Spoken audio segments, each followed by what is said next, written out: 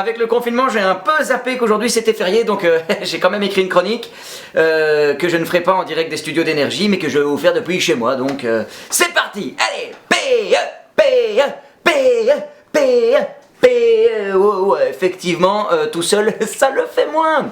Alors coucou les amis, ça fait déjà 1 mois et demi que nous sommes confinés. Oh, oh, ça passe vite quand on s'amuse. Ça fait 2 mois et demi qu'on nous parle de la fameuse légende belge du masque maudit. Mais rassurez-vous, bientôt nous allons recevoir ce fameux masque, un par personne. Et comme nous avons la chance d'avoir un gouvernement lucide face à cette offre, nous allons également avoir à notre disposition des tutos pour qu'on puisse se fabriquer nos propres masques.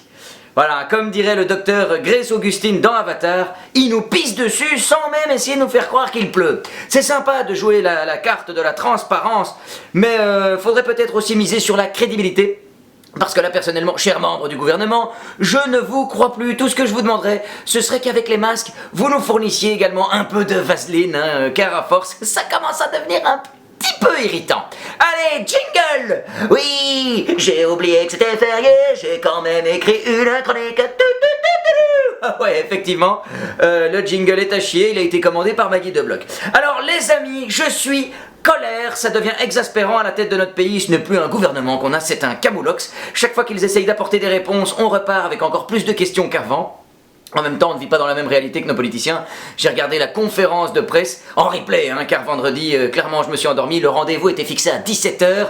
Ils ont commencé à 22h. Comme dirait l'autre, tu peux jouer avec, mais pas t'y suspendre. Hein. 5 heures de retard. À l'évidence, le partenaire officiel de la conférence de presse, c'était la SNCB. Bref, j'ai regardé la conférence de presse. Je n'ai rien capté. Enfin, si. Bientôt, on pourra refaire du kayak. Oui. Comme tout le monde, j'ai été surpris. Hein. Apparemment, pendant le Conseil national de sécurité, ils ont rendu hommage à Bob Marley. Hein, ce qui expliquerait d'un côté la lenteur du Conseil et de l'autre la créativité du kayak. Hein, parce que c'est une idée de mec défoncé, ça. Hein. Quand tout le monde parle sérieusement, que tout le monde en a marre, et puis que t'as le plus déchiré du groupe qui annonce le plus sérieusement du monde. Oh, j'ai une idée. Et si on faisait du kayak? Ah bah oui, comme ils étaient tous défoncés, ils ont mis du temps à analyser l'idée, et c'est seulement au bout de 20 minutes que Maggie de Bloch aurait déclaré « Oui, le kayak! Mais j'adore ça! Non, regarde, j'ai déjà les rames !» Bref, plus sérieusement, les 2 points qui m'ont le plus interpellé dans la conférence de presse, outre le fait qu'ils n'ont jamais parlé du secteur culturel. Alors le premier, c'est quand la première ministre a dit, je cite, ces dernières semaines, l'épidémie a eu un impact important sur l'offre de soins. Belle observation, sauf belle matin. En même temps, venant de la personne qui a réduit le budget de la santé il y a 2 ans, niveau impact important sur l'offre de soins, elle sait de quoi elle parle. Et le second, c'est quand elle a parlé de la réouverture des dancing. Y'a que moi que ça choque.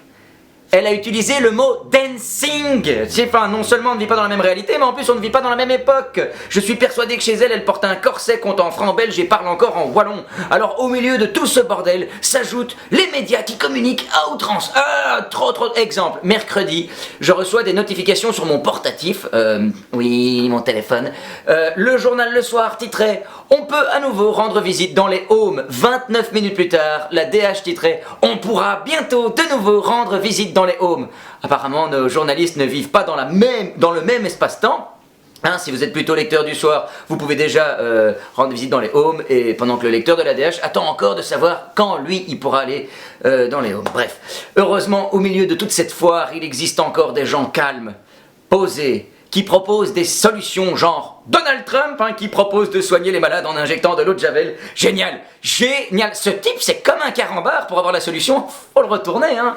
Mais je pense qu'il faudrait lui laisser une chance. Testons l'eau de Javel en intraveineuse sur des cobayes volontaires désignés de force, comme Maggie de Bloch, pour des raisons évidentes, et aussi Stéphane Moreau qui, lui, se proposera de lui-même, hein, ce serait con de rater une si belle opportunité d'être blanchi.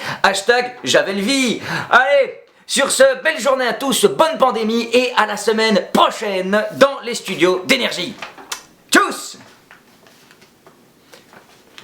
Le tchuss est vraiment venu comme ça, je savais pas que j'allais sortir un truc aussi con que tchuss.